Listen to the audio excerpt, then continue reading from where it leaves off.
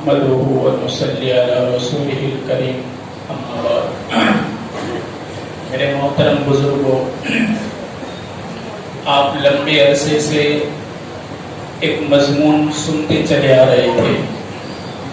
پہلے ہم نے جہنم کو پڑھا تھا، جہنم کو سنا تھا، اس کے بعد پھر ہم نے شروع کیا تھا جنت کو پڑھنا اور جنت کو سننا۔ ہمارے بزرگان دین فرماتے ہیں کہ ایک چیز کا نفع سامنے ہوتا ہے تو آدمی اس میں تھکتا ہے، محنت کرتا ہے، اور اگر اس کے سامنے اس کام کا، اس چیز کا کوئی نفع نقصان نہیں ہوتا تو آدمی اس میں اپنا وقت بھی ضائع نہیں کرتا اور اپنی موڈی کو اس میں بہاتا نہیں ہے۔ ہم سب سے پہلے دیکھتے ہیں کہ اس کام کے اندر میرا فائدہ کیا ہے، اس کام کے اندر میرا نقصان کیا ہے۔ ہم کو اعمال پر رغبت نہیں ہوتی، طاعات کے اوپر رغبت نہیں ہوتی، یعنی اللہ کی عبادت کے اوپر رغبت اور شوق نہیں ہوتا۔ کیوں نہیں ہوتا؟ اس لیے کہ یہ عمل ہے، اس سے کیا نفع ملے گا ہمارے سامنے نہیں۔ ہم نے جنت کو سنا ہی نہیں، دو تین باتیں خالی سنتے رہتے ہیں کہ بڑے عالیشان محلات ہیں، اس میں پھولے ہیں اور نیچے سے نہریں بہتی ہیں، اوپر کی دو چار باتیں سنتے ہیں، اس کے علاوہ ہم نے جنت کا کوئی تذکرہ نہ کیا ہے نہ سنا ہے۔ اور ہم کو کسی بھی گناہ سے ڈر نہیں۔ کیوں؟ اس لیے کہ ہم نے جہنم کو سنا نہیں، جہنم کو پڑھا جاتا ہے، جہنم کو سنا جاتا ہے۔ اسی طرح جنت بھی ایک مستقل سبجیکٹ ہے جس کو پڑھا جاتا ہے، سیکھا جاتا ہے۔ اگر ہم اس کو سنیں گے تو ہم کو طاعات کے اوپر رغبت ہوگی، نیک عمل کرنے کا ذوق شوق ہوگا۔ میرے بھائیو، یہ سننا اور سننے کی توفیق مل جانا، اس سے بھی بڑی اللہ کی کوئی نعمت نہیں ہے۔ سب سے بڑا احسان ہے ایمان والے بندے کے اوپر کہ وہ اللہ اور اس کے رسول کی بات کو سنے اور اس کو اپنی زندگی میں لانے کی فکر کرے۔ اللہ کے نبی صحابہ سے بیعت لیتے تھے۔ بیعت کس بات پر؟ صحابہ سے بیعت لیتے تھے کہ تم دین کی بات کو سنو گے اور اس پر عمل کرو گے، اس پر بیعت لیتے تھے، سننے کے اوپر اور ماننے کے اوپر۔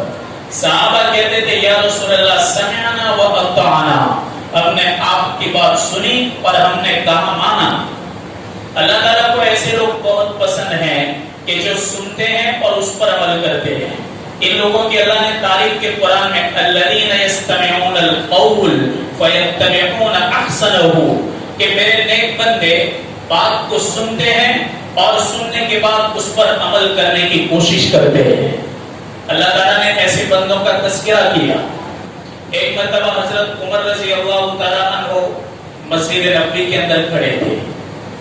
آپ نے صحابہ کا مجمع تھا، اسلام کا دوسرے نمبر کا خلیفہ۔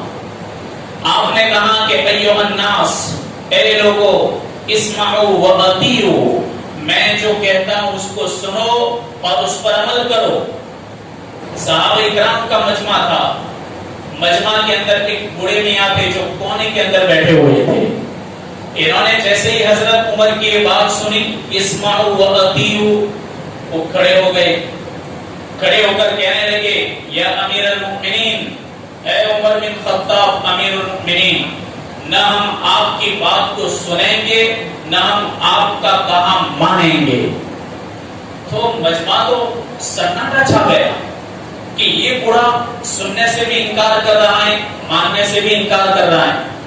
حضرت عمر نے کہا کہ بھئی بوڑھے کو آگے بلاؤ۔ تو وہ بوڑھے میں آگے آئے، کھڑے ہو گئے حضرت عمر کے پاس۔ حضرت عمر نے کہا کہ میں تم کو پھر سے کہہ رہا ہوں اسمعوا و اطیعوا، سنو اور کہا مانو۔ کہا کہ ہم نہیں سنیں گے اور نہیں مانیں گے۔ تو کہا کیوں؟ پورے مجمع میں آپ ہی نے انکار کر دیا۔ تو بوڑھے میاں کہنے لگے کہ امیر المؤمنین، آپ کے بدن پر دو چادر ہیں، دو چادر۔ کل گزشتہ صحابہ اکرام میں جو چادریں تقسیم ہوئی تھی وہ ایک ایک تقسیم ہوئی تھی، آپ کے بدن پر دو چادر کہاں سے آ گئی؟ حضرت عمر نے کہا کہ بھائی مجمع میں میرا بیٹا عبداللہ ہے، تو انہوں نے انگلی اونچی کی، ہاں ہے، کہا اٹھ ادھر آگے۔ عبداللہ ابن عمر رضی اللہ عنہ آگے آئے اور کہا کہ تیرا باپ نہیں کہے گا، تو کہے گا کہ تیرے باپ کے بدن پر 2 چادر کہاں سے آئی؟ عبداللہ ابن عمر نے کہا کہ لوگوں، کل گزشتہ ایک چادر میرے حصے میں آئی تھی، ایک چادر میرے باپ کے حصے میں آئی تھی، تو میں نے اپنی چادر اپنے باپ کو دے دی، تو میرا باپ ان 2 چادروں کو پہن کر کے تمہارے سامنے جمعہ کا خطبہ دے رہا ہے اور ان 2 چادروں کو پہن کر کے جمعہ کی نماز پڑھ رہا ہے۔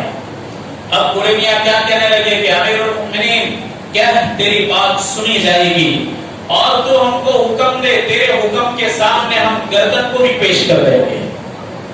صحابہ اکرام میں سننے اور ماننے کا جذبہ تھا۔ قیامت کے دن جہنمی لوگ جب جہنم میں شور کر رہے ہوں گے، فرشتے کہیں گے الم یأتکم نذیر، کیا تمہارے پاس کوئی رسول نہیں آیا تھا؟ تو کہیں گے قالوا بلی قد جاءنا نذیر، ہمارے پاس ڈرانے والا آیا تھا۔ تو فرشتے کہیں گے تم نے ان کی بات کا انکار کیوں کر دیا؟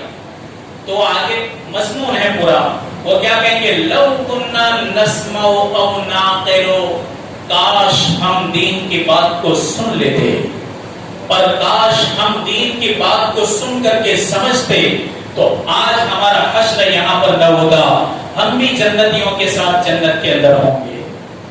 تو اللہ تعالیٰ سننے کا اگر موقع دے، تو دین کی بات سننے کا موقع دے، تو اس کو اللہ کا احسان سمجھے اور اللہ تبارک و تعالیٰ کی بہت بڑی رحمت اور نعمت سمجھے کہ اللہ تبارک و تعالیٰ نے ہم کو سننے کی توفیق عطا فرمائی۔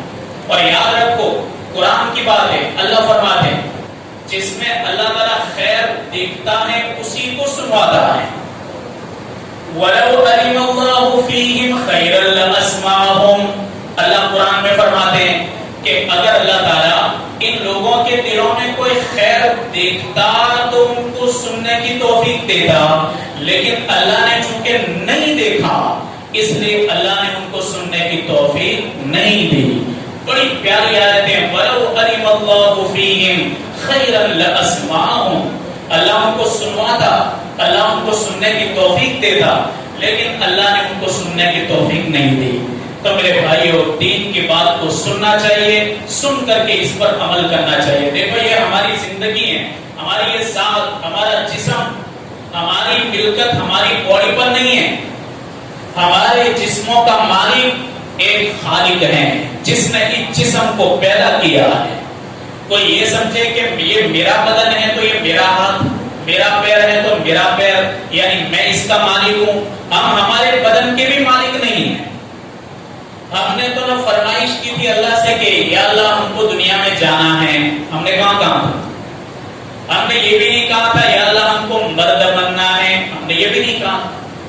اللہ نے اپنی مرضی سے بنایا اور اپنی مرضی سے مرد بنایا اور اپنی مرضی سے اللہ نے ہم کو بھیج دیا۔ اب بھیجنے کے بعد وہاں قبرستان جانا ہے تو بھی مرضی نہیں، مرنے کا وقت تو ہوتا ہے، لیکن اگر اس کو کہا جائے تم کو ایک انجیکشن دے دے کہ تم تیار ہو جاؤ، پھرتے ہو جاؤ، تو مرنے والا بھی کہے گا ہاں ہاں کوئی انجیکشن ڈال دو تو میں تیار ہو جاؤں۔ وہ جانے کے لیے تیار نہیں، مرضی نہیں۔ اللہ کہتا ہے جانا پڑے گا، ہم کہتے ہیں نہیں جانا، تو کہتے ہیں جانا پڑے گا۔ آنے میں بھی مرضی نہیں، جانے میں بھی مرضی نہیں، ہماری تو کہاں مرضی ہی نہیں ہے۔ مرد بننا بھی ہماری مرضی سے نہیں، عورت کا عورت بننا بھی اس کی مرضی سے نہیں۔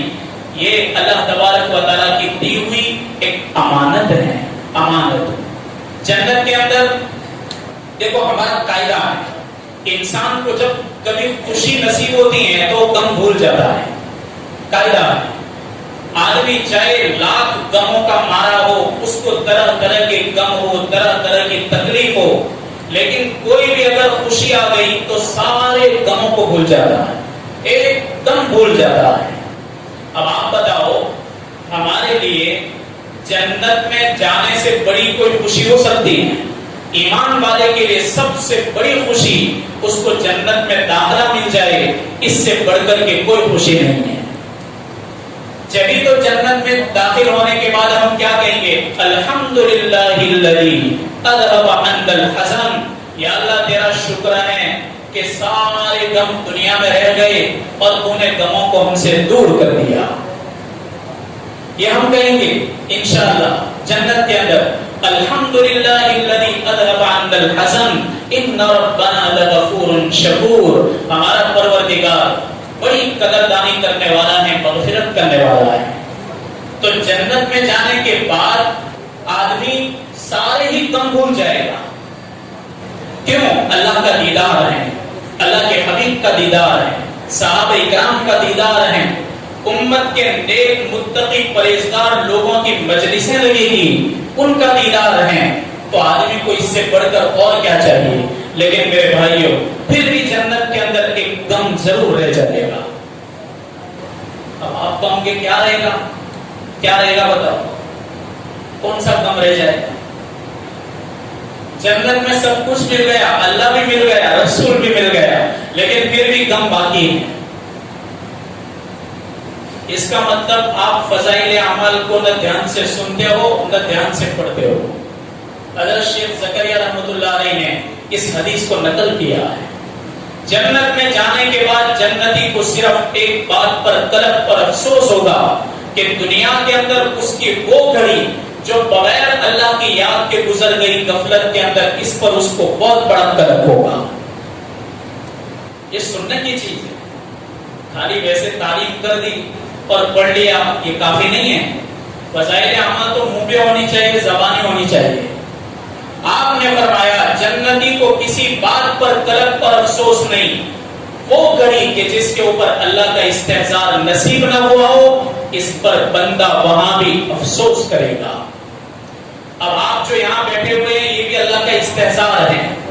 دین کی بات جب سنتے ہیں تو اللہ سامنے ہوتا ہے، دین کی بات سنتے ہیں تو اللہ کا حبیب سامنے ہوتا ہے، اور ہمارے دل کی کیفیت بدلی ہوئی ہوتی ہے جب ہم اللہ اور اس کے رسول کی بات سنتے ہیں. تو قیامت کے دن یہ ہمارا بیٹھنا غفلت والا بیٹھنا نہیں، یہ ہمارا بیٹھنا اللہ کا ذکر والا بیٹھنا ہے. ایسی مجلسوں کے اوپر اللہ کی رحمت ہوتی ہے. تو میرے بھائیو ہم سنیں، قیامت کے دن جب ایمان والے جہنم کو پار کر دیں گے تو اللہ کے دربار میں جائیں گے، جا کر کے کہیں گے کہ مولا کریم ہم نے تو جہنم کے اندر کتنے ہمارے ساتھی دیکھے جو ہماری مسجدوں میں نماز پڑھتے تھے، جمعہ کے دن ہمارے ساتھ ہوتے تھے، رمضان کے روزے رکھتے تھے، پھر حج میں بھی ہمارے ساتھ تھے، لیکن پھر ابھی بھی وہ جہنم میں. تو اللہ فرمائے گا کہ کون ہے وہ، تم پہچانتے ہو؟ تو ایمان والے کہیں کہ ہم پہچانتے ہیں. تو اللہ فرمائیں گے ایک کام کرو، جن کو تم پہچانتے ہو اپنے ہر پہچان والے کو جہنم سے باہر نکال دو. دیکھو آپ کبھی سنتے ہو کہ حافظ قرآن اتنے لوگوں کی سفارش کرے گا، عالم دین اتنے لوگوں کی سفارش کرے گا، حج کرنے والا اتنے لوگوں کی سفارش کرے گا. اس پر بس نہیں ہے، اگر کوئی حافظ نہیں، عالم نہیں، حاجی نہیں، شہید نہیں، کچھ بھی نہیں، اس کو بھی نا امید ہونے کی ضرورت نہیں. اللہ فرمائے گا کہ میرے بندے تو باہر آ گیا، اب تیرے جان پہچان والے کوئی ہے اندر؟ تو وہ کہے گا ہاں ہے. تو اللہ فرمائے گا جب سب کو نکال. وہ جائے گا اپنے پہچان والوں کو سب کو باہر نکال کر کے لے آئے گا. اللہ تعالیٰ وہاں پر ایک عہدہ دیں گے، یہاں چھوٹا بھی عہدہ ہوتا ہے، آدمی کتنا خوش ہو جاتا ہے. تو اللہ تعالیٰ وہاں بھی ایک عہدہ دیں گے، پوسٹ دیں گے کہ جہنمیوں کو پہچان کر جہنم سے باہر نکالیں گے. پھر ایمان والے آ کر کہیں گے کہ یا اللہ ہم نے تو سب کو نکال لیا لیکن ابھی بھی اندر لوگ ہیں. تو اللہ فرمائیں گے ایک کام کرو، جس کے دل کے اندر ایک دینار کے بقدر بھی اگر ایمان ہو ان کو بھی باہر کر دو. ایمان والے پھر جائیں گے اور جتنے بھی ایسے لوگ ہوں گے ان کو پہچان کر کے باہر نکالیں گے. پھر کہیں گے یا اللہ اور بھی جہنم میں بہت سارے دوسرے ہیں.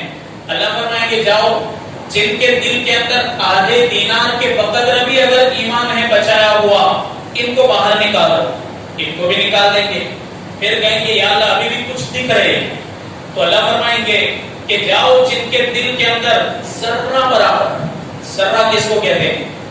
ذرہ جو گاڑی چلتی ہے اور دھول ہوتی ہے، دھول، اس میں چھوٹے چھوٹے رچکن ہوتے ہیں، اس کو کہتے ہیں ذرہ.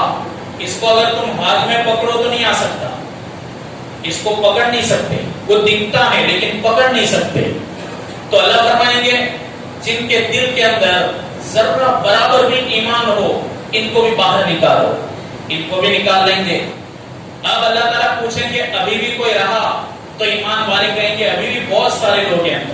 تو اللہ تعالیٰ پھر اپنی مٹھی بھریں گے اور مٹھی بھر کر کے ایسے لوگوں کو باہر نکالیں گے کہ جنہوں نے ایمان کے علاوہ کوئی عمل نہیں کیا، ایمان کے علاوہ کوئی عمل نہیں کیا. ایسے لوگوں کو پکڑ کے اللہ تعالیٰ باہر نکالیں گے. یہ ہمارے ایمان کی عظمت ہیں اور وقات ہیں، اور یہ اتنی بڑی نرالی دولت ہے جس کی حفاظت کرنا ہم سب کے لیے ضروری ہے. تو میرے بھائیو، جو مضمون ہمارا آگے چل رہا تھا انشاءاللہ اگلے جمعہ سے ہم آگے چلائیں گے. اللہ تبارک و تعالیٰ کہنے سننے سے زیادہ عمل کی توفیق عطا فرمائے. اور اس جمعہ کو ہمارے مظلومین کا اعلان ہے، جتنے بھی ہو سکے ان کی مدد کریں، ان کے حق میں دعائیں بھی کریں کہ سب سے بڑا جج تو اوپر بیٹھا ہوا ہے. ہم کہتے ہیں کہ اس کی مرضی کے بغیر ایک پتا ہل نہیں سکتا، ایک پتا گر نہیں سکتا، اور ہمارا ایمان ہے، اس پر ہمارا ایمان ہے. اللہ تعالیٰ اپنی مشیت سے ان سب کو باعزت رہائی عطا فرمائے. ایسی ہم دعائیں بھی کریں.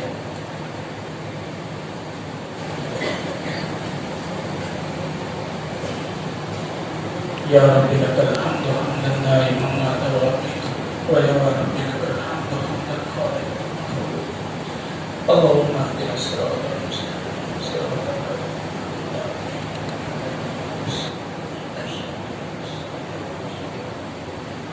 اللهم